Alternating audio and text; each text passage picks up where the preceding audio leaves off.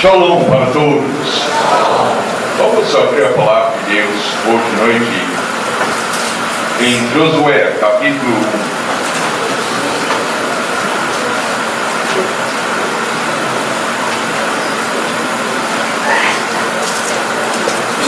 1. Domingo passado nós falamos sobre o novo nascimento. Hoje de manhã nós falamos sobre o fato que nós podemos não somente ter nossos pecados perdoados, mas nós podemos viver para Deus em uma vida sobrenatural, graças a Deus.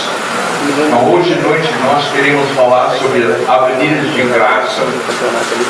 Então, quando nós pensamos sobre isso, tem uma praça em Belo Horizonte, né, que tem todas as ruas entrando, eu acho que 8 ruas entrando para a praça. Então nós podemos pensar que essas avenidas que estão chegando são maneiras de carregar graça para a nossa vida. Per si não é espiritualidade, mas porque pode ser usado para edificar nossos corações. Então nós podemos ver que Deus pode nos ajudar através dessas coisas. Então, queremos ler alguma coisa aqui em Josué, começando em versículo 1, e nós queremos ver o que a Bíblia quer dizer para nós. Sucedeu depois da morte de Moisés, servo do Senhor, que este falou a José, filho de Nun, servidor de Moisés, dizendo: Moisés, meu servo, é morto. Escute, agora passa neste Jordão, tu e todo este povo, a terra que vou dar aos filhos de Israel. Todo lugar que pisar a planta do vosso pé, vou te dar, como eu prometi a Moisés. Desde o deserto e o Líbano até o grande rio, o rio Eufrates, toda a terra dos heteus e até o mar grande, para o poente do sol, será o vosso limite. Ninguém te poderá resistir todos os dias da tua vida, como foi com Moisés, assim serei contigo. Não te deixarei, nem te desampararei. Sei forte e corajoso, porque tu farás este povo herdar a terra, sobre juramento prometi dar os teus pais. Tão somente sei forte e muito corajoso, para teres cuidado de fazer segundo toda a lei que meu servo Moisés te ordenou. Dela não te desvias, nem para a direita, nem para a esquerda, para que sejas bem sucedido por onde quer que andares. Não cesse de falar deste livro da lei, antes medita dele dia e noite, para que tenhas cuidado de fazeres segundo tudo quanto nele está escrito. Então farás prosperar o teu caminho e serás bem sucedido. Não te mandei eu, ser forte e corajoso. Não te temas, não te espantes, porque o Senhor teu Deus é contigo, por onde quer que andares. Amém. Este tem grande promessa. Primeiramente, eu quero que nós notamos, Deus fez referência a Moisés. Então, nós temos o Josué, que foi discípulo dele, e ele disse: como foi com Moisés, assim serei contigo. Então, por que isso? Porque Deus não faz exceção de pessoas. Para Deus, todo mundo é igual. Deus não tem privilegiados, Deus não tem classe elite, alguma coisa assim. Deus quer trabalhar em todas as nossas vidas, sabe? Como ele foi com Moisés, como ele foi com Josué, ele quer ficar conosco aqui. Todos nós. Não há razão por que não ter. Né? Então, este é o plano de Deus. E nós queremos mencionar uma coisa. Todo mundo aqui, nós já mencionamos, eu achei isso semana passada, mas é essencial que nós entendemos. Todo mundo aqui foi criado para trabalhar na igreja de Jesus Cristo. Ninguém aqui foi criado para ser médico ou engenheiro ou qualquer outra coisa, zelador, né? Porque Deus não está preocupado sobre essas coisas. Deus está preocupado sobre uma coisa só, e isso é o reino de Deus. Essas outras coisas acontecem, né? E não é pecado, não estou dizendo se você é médico, está em pecado, alguma coisa assim. Mas a coisa principal, a coisa mais importante na vida de todo mundo, não é o fato que você é mecânico ou qualquer coisa assim. Coisa mais importante é o que você está fazendo na igreja. Você foi criado, Deus colocou todos os talentos, todos os dons que você precisa para fazer o ministério a qual Ele escolheu para você. Nem todos são apóstolos, nem todos são profetas. Deus dá esta lista porque nós não temos os mesmos ministérios. Mas Deus tem criado. Quando Ele nos formou, antes que o mundo foi criado, Deus planejou cada um de nós que está aqui hoje à noite. Então Deus planejou e colocou as capacidades, os talentos, os dons necessários em nossas vidas para nós fazer o que Deus tem para nós fazer. Então, se eu quero ser mais do que Deus planejou para mim, ou eu fui escolhido para ser profeta, eu quero ser apóstolo, então vamos ser promovidos. Nós vamos ser cumpridos. Mas se nós queremos fazer o que Deus fez de nós, então tudo vai bem. Que Deus não cria ninguém deficiente para fazer o que Ele quer. Ok? Então nós vemos aqui, nós lemos várias coisas que Deus tem falado, que é para nossa edificação. Nós não vamos falar sobre todos hoje à noite, que já metade do nosso tempo já venceu. Mas nós queremos olhar para algumas coisas. Primeira coisa é fé. Então, primeiramente, nós queremos dar a definição de fé. Então, todo respeito para esta última música que nós cantamos, fé não é um milagre. Né? Fé acontece, fé é uma decisão que nós fazemos. Porque se fosse um milagre, eu não tenho fé, então eu não sou culpado. Eu gostaria de crer, mas Deus não faz milagre. Então o que eu vou fazer? Eu tenho de esperar Deus fazer milagre. Então minha falta de fé é culpa de Deus. Isto é esta ideia. Mas se fé é uma decisão, então eu não posso culpar Deus para nós. Então, o que nós podemos dizer então? Primeiramente, vamos dar uma definição. Sabedoria. O que é sabedoria? Ver tudo do ponto de vista de Deus. Se eu tenho o ponto de vista de Deus sobre tudo, eu sou extremamente sábio. Então, isto é exatamente Deus falou que esta é a coisa, então esta é a coisa. Como o homem deve agir em casamento, como a Bíblia diz, então eu sei, então eu sou sábio. Então, como mulher deve agir, segundo a palavra de Deus, sabe? Então, eu vou agir assim, ou eu penso assim, eu sou sábio. Então, fé é nós vemos tudo de ponto de vista de Deus e agimos assim.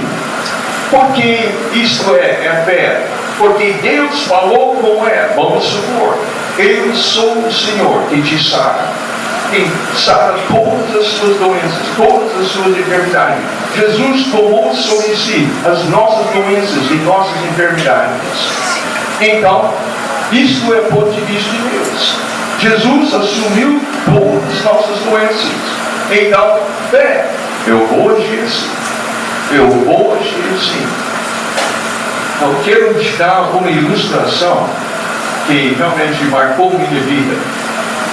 Então, por muito tempo, antes que eu conhecer minha esposa e antes que eu casei, qualquer coisa assim, antes que eu tinha filhos, eu achei que Deus podia curar. Então, Deus começou a viver na minha vida desta maneira e Deus cura. Mas, o que aconteceu depois nós estamos casados e meu primeiro filho, eu não sei quanto foi a idade dele, mas ele foi pequeno ainda. Então, ele ficou com pneumonia. Então, eu estudei medicina para ser altamente perigoso. Então, e o que aconteceu, pelo menos eu sabia, podia bater no peito dele, então pode ver aquele som de tambor de água. Então, o pulmão dele está cheio. E febre, e ele está cansado, olhando para o teto, não fazendo nada, cansado. Então, o que aconteceu, nós tínhamos uma moça, enfermeira holandesa conosco, e ela falou comigo: você não vai pagar ele para médico? Eu disse: não, eu creio que Deus vai curar. Então, você vai fazer escândalo para o Evangelho, o nome de Deus vai ser escandalizado, então você leva ele para Deus. Então, eu falei com ela: eu creio que Deus pode curar. Então, no próximo dia, ele mais doente do que o dia antes. E ela estava lá falando comigo, como eu estava envergonhando o Evangelho, e realmente eu estava extremista. Então, Deus não quer isso. Então, Deus criou médicos para tomar conta de nós, e eu não tenho nada contra médicos. De fato, tem vários amigos que são médicos, mas eu creio que Deus cura. Então, passou o próximo dia e eu entrei lá na parte da manhã e eu coloquei minha mão sobre meu filho, febre. Então, se for alguma coisa pior, tem. Então, eu sentei na beirada da cama. Eu pensei: eu vou fazer. Porque, realmente, só gasto 1 minuto, ele é pequeno, posso pegar ele e levar ele para meu carro, levar ele para mim. Mas eu pensei: mas Deus disse que Jesus Cristo tomou sobre nós, ou sobre ele, aliás, nossas enfermidades e nossas doenças. Se eu não vou crer isso, como eu vou crer qualquer outra coisa? Porque a palavra de Deus, se eu posso descartar qualquer parte da palavra de Deus, então eu não posso confiar em nada. Porque o mesmo Deus que falou isso também disse que Ele tomou meus pecados. Quem sabe? Porque se Ele falou que Ele tomou as doenças e enfermidades, isso não é verdade. Eu não posso contar com isso. Eu não posso contar que Ele levou meus pecados. Então, talvez eu fiquei lá 5, 10 minutos lutando com essa coisa. E eu cheguei a essa conclusão. Eu falei com Deus: Senhor, tua palavra diz que o Senhor cura. E eu não sei o que está acontecendo, mas eu sei, se eu não vou colocar minha confiança em Ti, eu não posso confiar mais. Para me levantar e pegar este menino e levar para o médico, eu estou dizendo: tem partes da Bíblia em qual você não pode confiar. Ou minha capacidade intelectual é maior do que a capacidade intelectual de Deus. Então, eu falei com Deus, com lágrimas descendo na minha face: Senhor, se quiser levar, leva. Mas eu tenho que crer que o Senhor cura. Então, com isso, eu levantei e saí para tomar café. Tomei café, voltei para o quarto e o filho estava curado. Por quê? Porque a palavra de Deus é sim e amém em Jesus Cristo. E eu não sabia naquela época, mas algum tempo depois, isso foi alguns anos depois, mas ele ainda estava pequeno, Então, um médico que falou comigo, seu filho tem Deus civil. E ele tem talvez 6 anos ou 6 semanas para viver, no máximo. Então não tem nada que podemos fazer, leva para casa e fazer ele mais feliz possível. Então eu levei para casa e quando eu coloquei ele na cama, ele foi desta cor aqui, branquinho. Então eu fui para a sala e uma outra pastor, amigo meu, chegou e nós tínhamos algumas coisas que eu tinha decidido e disse, olha, antes de fazermos isso, vamos para o quarto do meu filho, vamos ungir ele. Eu expliquei que foi o problema que eu tenho leucemia. O médico disse, não tem jeito, ele vai morrer para me fazer o bem mais feliz possível nesses últimos dias da vida dele. Então vamos ungir ele com óleo em nome do Senhor. Então nós fizemos isso, levamos um pouco de óleo, ungimos com óleo.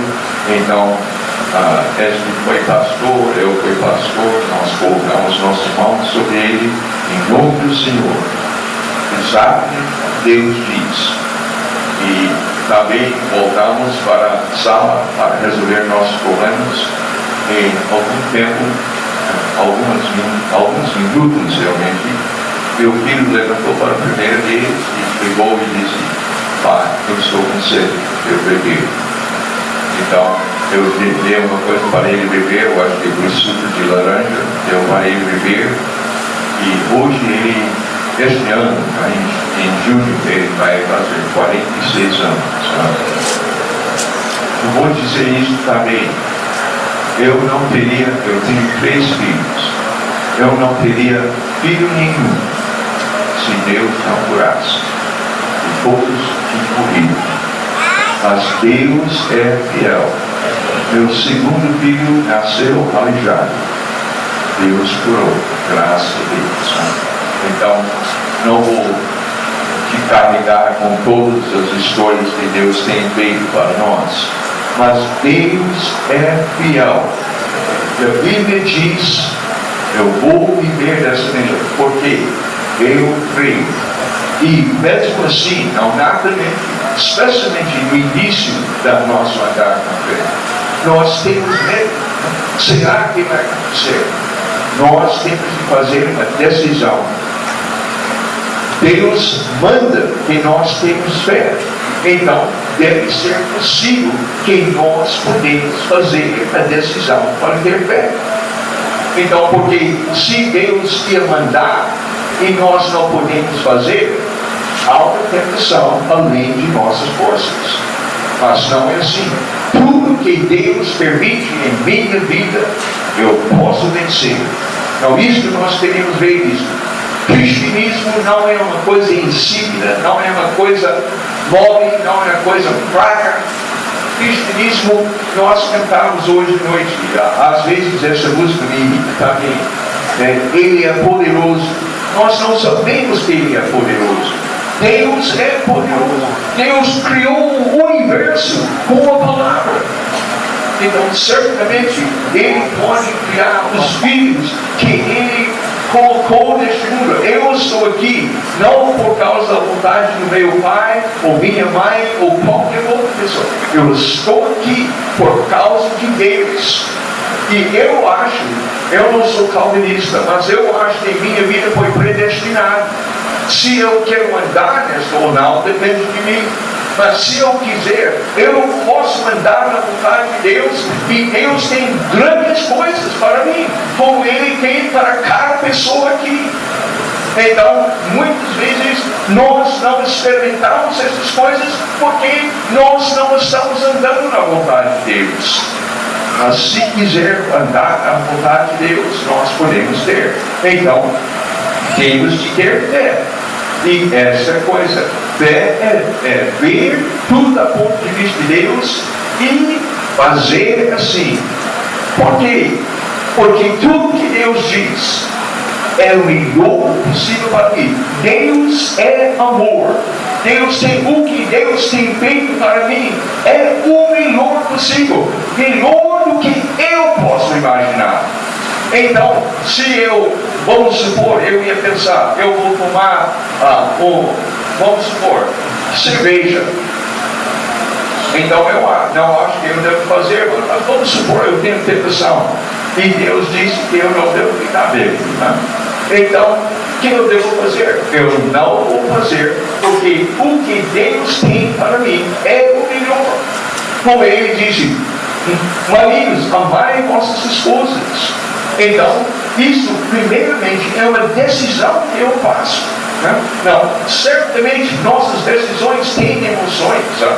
E eu não estou dizendo que casamento é simplesmente uma coisa fria. Então é uma coisa extremamente emocional. Mas fazendo a decisão, a emoção não começa quando nós estamos namorando, chega no pináculo por mais ou menos 4, 5 meses depois que casamos, e o resto do tempo tem a vontade de mulher. Né? Então Deus planejou para nosso casamento ser continuamente uma coisa altamente emocional. E eu acho que pode ser, se fazemos uma decisão, eu vou amar esta mulher até a morte nos separa. E decisão de fazer o melhor possível para ela. E naturalmente ela deve fazer a mesma coisa para mim. Se nós dois fazemos isso, então o casamento é espetacular. E a emoção nunca para. Mas se nós não fazemos, se nós não vivemos como Deus tem falado, então o casamento aparentemente fica velho. Porque eu sou pastor muitos anos agora, né? Muitas mulheres, muitos homens têm falado comigo que realmente tinha mais interesse em essa pessoa, aquele outra pessoa, mais do que seu marido ou mais do que sua esposa. Nunca deve ser assim. Nunca deve ser. Né? Uma coisa que tem acontecido várias vezes nessa igreja, pessoas desta igreja, homens desta igreja, têm chegado aqui e têm falado: eu sou fiel à minha esposa, não só fisicamente, mas mentalmente também. Eu não estou pensando sobre essa mulher, ou aquela outra mulher, ou essa mulher aqui. Então, eu não desvio a minha atenção para outras mulheres, nem mentalmente. Sou fiel para minha esposa, que a Bíblia diz, assim eu devo ser. Então, se tiver fé, eu faço assim. Então, se por qualquer coisa, eu gosto de dizer isso, tá? Poucas pessoas, eu acho que nunca acontece, um homem levanta a olho, acho que eu vou adulterar hoje. Né? Não é assim. Né? E os chineses têm essa coisa, uma viagem de 1.000 quilômetros, começa com 2 pés. Né? Primeiro passo. Se eu nunca tomo o primeiro passo, eu nunca vou tomar a segunda. Não é? Então, não toma o primeiro passo. É uma decisão. Né? Então, claro, para o homem, este homem tem muitas mulheres que são bonitas. Mas eu nunca vou pensar sobre eles. Se chega a pensamento, imediatamente eu faço este pensamento. Que eu quero ser fiel para minha esposa. E eu quero que ela vai ser fiel para mim também. Mesmo mentalmente. Né? Ok, então fé é assim, nós podemos aplicar isso para toda a área de nossa vida. Né? Então as promessas na palavra de Deus são tantas, mas isso é importante para nós ver, porque Deus está falando com Josué sobre uma coisa agora, que você vai entrar na terra de Canaã, então tem que passar o rio. Então aquele que tinha muita experiência com passando água já tinha morrido, Moisés. Né? Moisés morreu, então bola está comigo. Né? Então, mas ele disse, é pela fé. Então, nós tentamos, se tiver tempo, podemos falar sobre esse espetacular que os israelitas fizeram. Tá?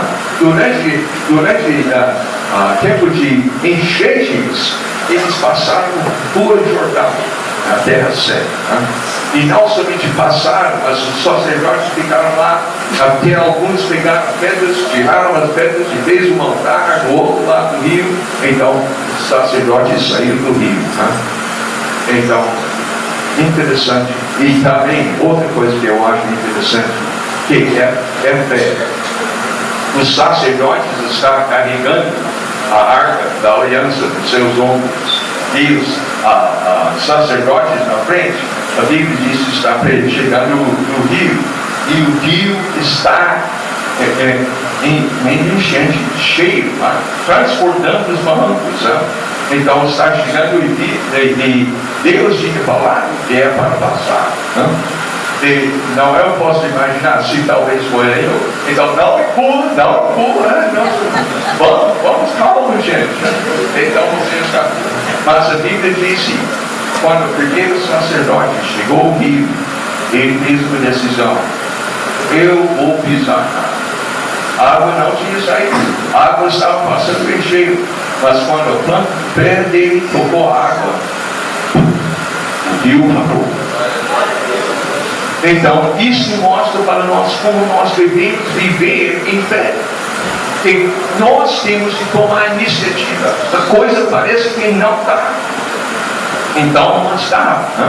Então, nós temos outra coisa que é exatamente o contrário aconteceu. Todos os israelitas, 3 milhões, estavam em Cádiz. Então, estava na beirada do deserto. Então, agora, poucos quilômetros, e eles vão entrar na terra prometida. Então, eles, espera, vamos mandar alguns espiões lá. Os espiões foram lá e voltaram e disseram, realmente, especialmente Josué foi realmente a terra é ideal, terra fértil. E eles, 2 homens para carregar um cacho de uvas. Pode imaginar, eu não posso imaginar um cacho de uvas tão grande assim, né? Deve ser enorme.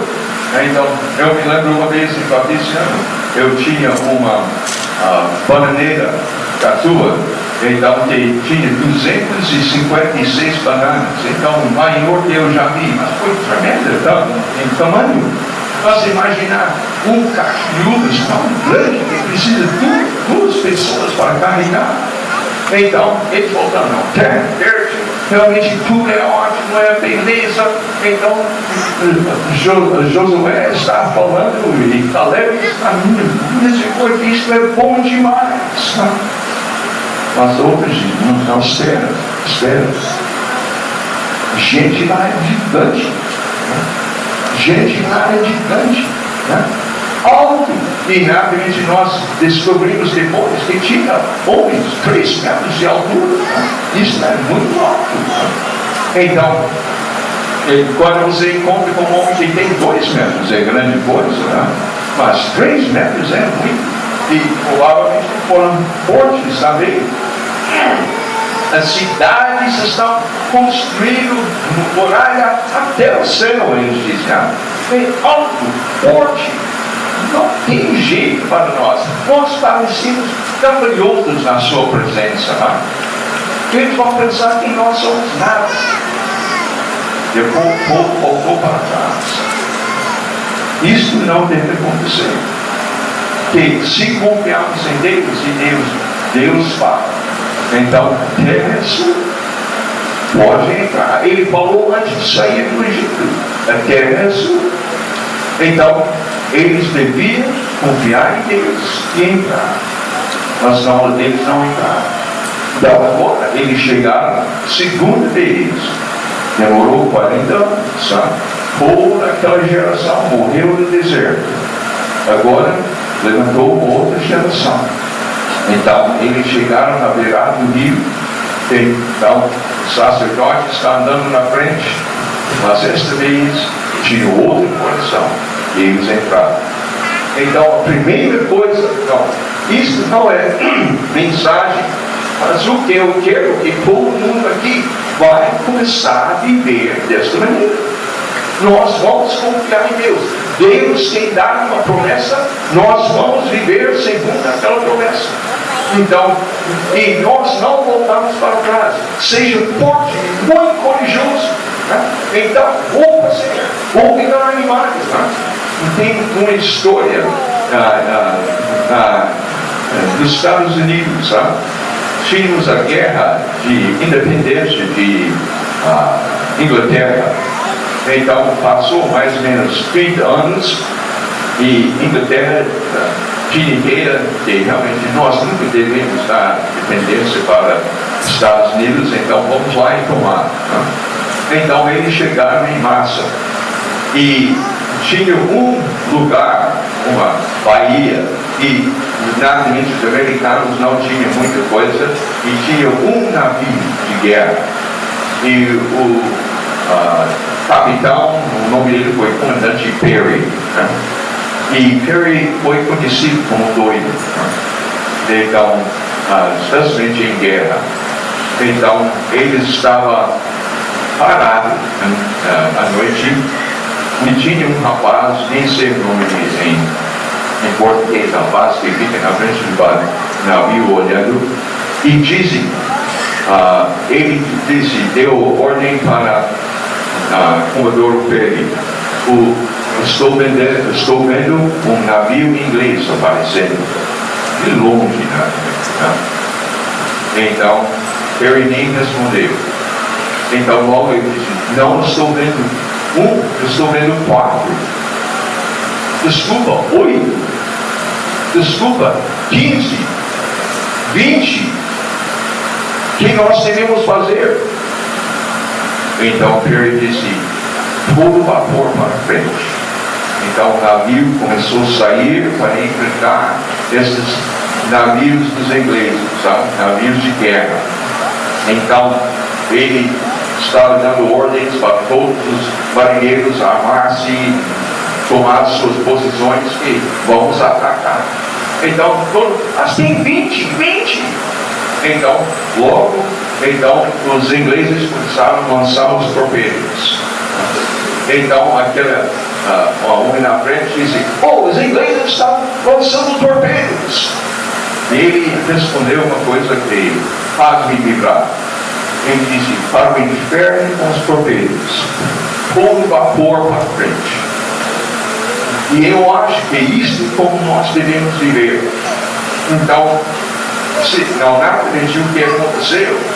Então ele atacou os ingleses e ninguém sabe porquê. Então naturalmente os americanos têm certeza que foi a mão de Deus. Os ingleses eu acho que talvez foi outra pessoa. Mas de qualquer jeito ele destruiu 2/3 dos barcos, dos navios ingleses, e os outros fugiram. Então 6 fugiram, e 14 foram no fundo do mar. E ele ganhou a batalha. E os Estados Unidos ganhou a guerra. Porque todo vapor para frente, para o inferno como os torpedos. Não importa sobre os problemas. Todo vapor para frente. Seja forte e muito corajoso. E nós vamos herdar a terra. Então, o que tem isso dizer para mim? Então, naturalmente, nós não estamos lutando para a nossa independência, mas nós estamos lutando para a salvação do mundo. Então, como eu falei hoje de manhã, coisa principal: Jesus Cristo morreu para pecados do mundo inteiro. Quando ele morreu na cruz, ele tem direito para cada um. E nós devemos fazer tudo para ele receber o que ele sofreu e morreu para ganhar.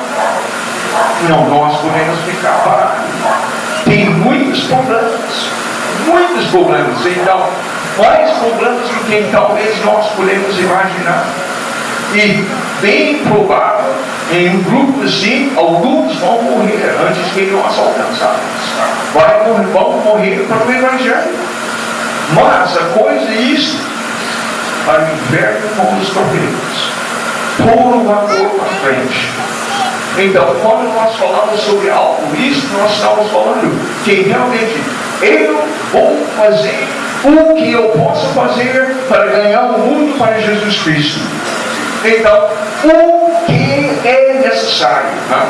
E eu não estou preocupado sobre problemas, eu não estou preocupado sobre pessoas, eu não estou preocupado sobre eventos. Eu quero fazer o que eu posso fazer para ganhar Jesus Cristo, para ganhar para Jesus Cristo o que Ele morreu para ganhar. Então, isso que devemos fazer.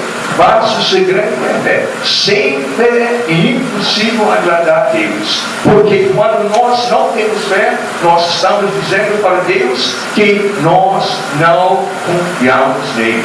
Nós até duvidamos a palavra. Porque se, vamos supor, Rafael fala comigo, pastor, eu vou ter R$100 na sua conta. Você acha que eu vou acreditar nisso?